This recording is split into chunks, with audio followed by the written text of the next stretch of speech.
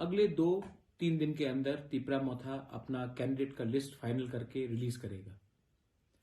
बहुत लोगों ने मुझे फोन किया है और मुझे दुख लगता है कि बहुत लोग जो मेरे ही पार्टी से हैं वो लोग बोल रहे हैं कि कुछ तो मिल रहा है, अलायंस कर दीजिए, कुछ तो मिल रहा है।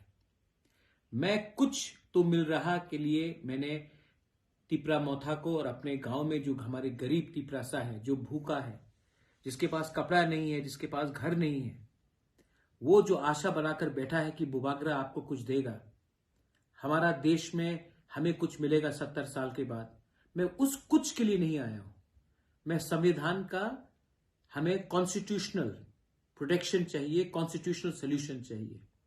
आज हम लोग भूमिहीन हैं और हमें अगर अपना जमीन को बचाना है तो हमें कॉन्स्टिट्यूशनल राइट्स मिलना पड़ेगा। इसके लिए मैं फाइट कर रहा हूं। कुछ मिल गया, कहीं में खैरात में कुछ मिल गया, उसके लिए मैं नहीं आया हूं। हां, दूसरे पार्टीज के पास बहुत अस्त्र है, सामान है, पैसा है। हमारे पास हमारा तीपरासा का विश्वास है और मैं अपने लिए फाइट नहीं कर रहा हूं। बहुत लीडर लोग जिस मैंने देखा है आज 2-3 दिन में कि उनको सिर्फ अपने बारे चिंता है, उनको एमएलए बनने का चिंता है, कॉम्प्रोमाइज करने के लिए रेडी है, लेकिन बुबागरा कॉम्प्रोमाइज करने के लिए रेडी नहीं है।